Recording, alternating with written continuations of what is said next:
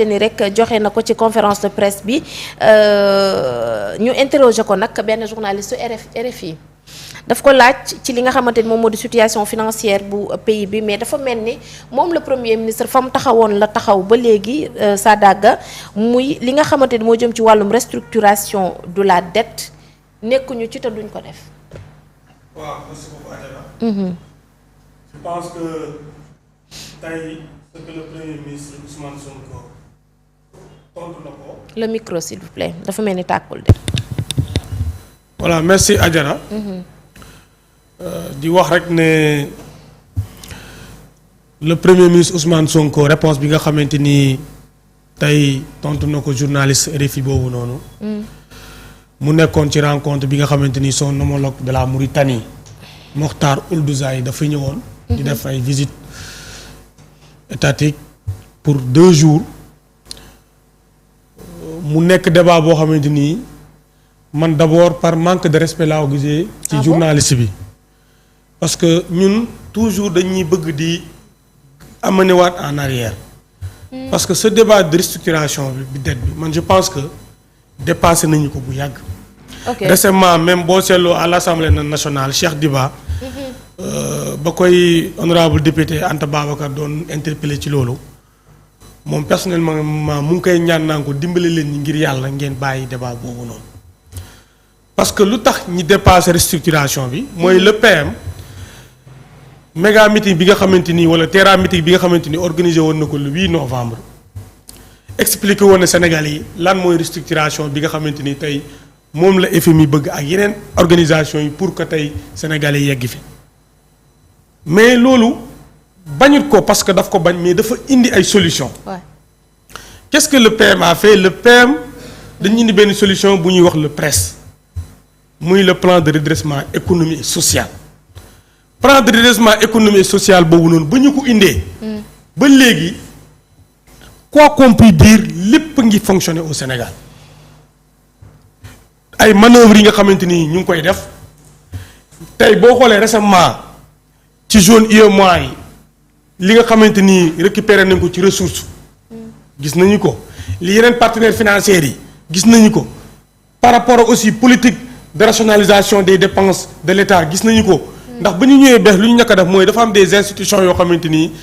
pour recasement politique yëpp dañu ñëw jël instruction yu reste kii institutions yu supprimer leen pour mën a encore ressources yi c'est-à-dire mën a encore récupérer ay yenn sa ressources léegi nag loolu yëpp tey bu ñu ko defee on vient nous revenir pour nous parler de restructuration parce que FMI la ñuy bëgg mu accompagner ñun accompagnement FMI tey waratul nekk problème parce que nous on a déjà une solution et c'est ce que le premier ministre a dit tey fi ñu toll nii on a un programme bi nga xamante ni mu ngi permettre tey suñu gouvernement ñu ngi fonctionner normalement sans problème et ça cela même a permis ñi mën a am réduction ci côté denrée de première nécessité ceeb bi diw bi électricité yi donc tey pourquoi vouloir bëgg ñu imposer benn situation boo xamante ni tey ba ñu fi ñëwee ñu ngi fekk un cours en dette de 119% du PIB. et on gère. déficit financier bi ñëw fekk presque 13%. loolu yëpp ñun ñu fekk ko fi ba pare am stratégie bi nga xamante ni le nouveau gouvernement def na ko muy le PRES. et qui nous a permis tey aujourd'hui ñii suñu état di fonctionner wu sans problème. ñi nga xamante ni ñu ngi war a yor sal ñu ngi les investissements yi nga xamante ni ñu ngi ko fi war a teg ñu ngi ko fi def tey. FMI je vous rappelle FMI kañ la gëj a jox Sénégal xaalis en 2023 et l'argent bi mu ñuy somme bi mu ñuy mujj a jox c'est 1200 quelques milliards et ces 1200 quelques milliards yooyu noonu récemment avec comment dirais-je avec le PRES bi nga xamante ni mooy le plan de redressement 2026 bii nii ñu ngi prévoir 900 milliards ci par rapport ak plan de redressement bi nga xamante ni tey dinañu permettre ñi financer loo projet endogène du am intérêt du am orientation boo xam ne dañu ko exiger tey FMI bu la FMI rappelé ne saa yu leen lebalaan xaalis d'abord daf lay exiger fan nga koy dugal.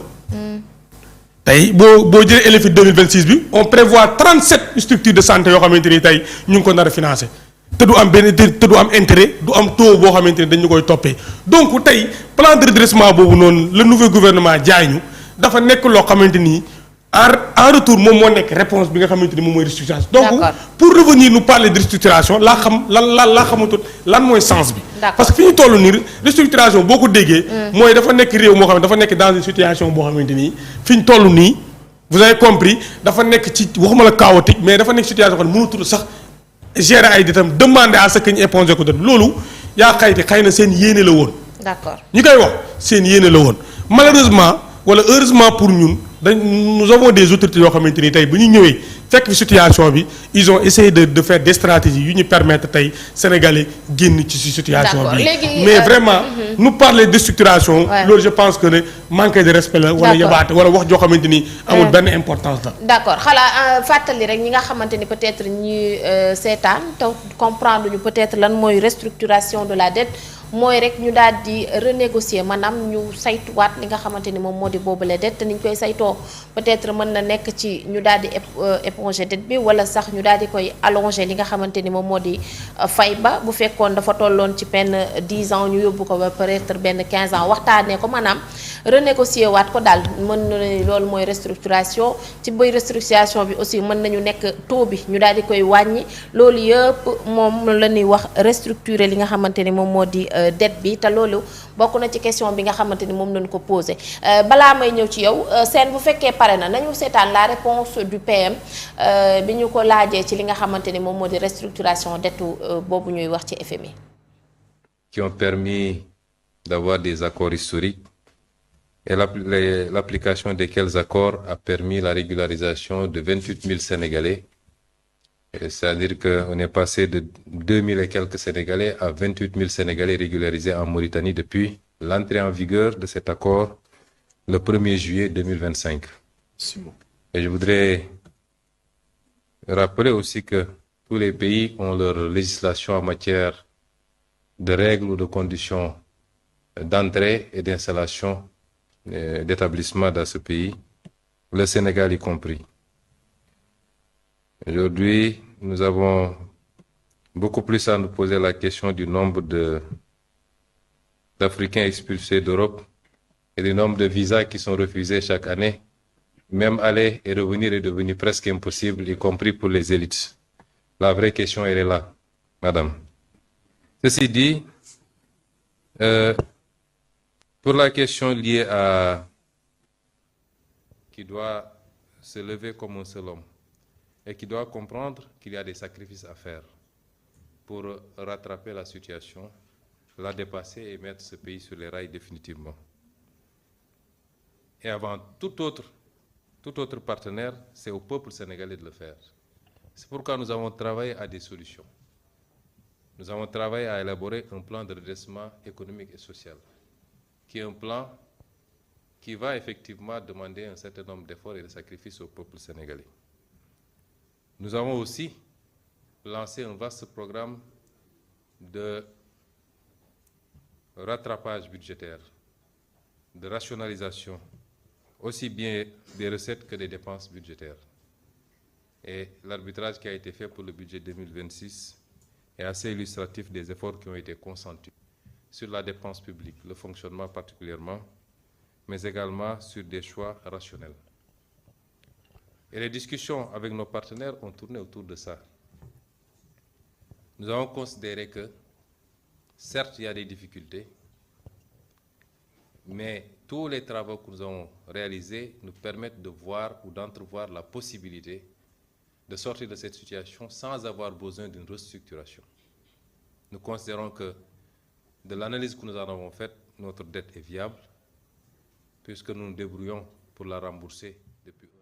mi ngi noonu dinañ débrouiller pour rek ñu daal di génn ci biir yi jafe-jafe loolu mooy kàddoom.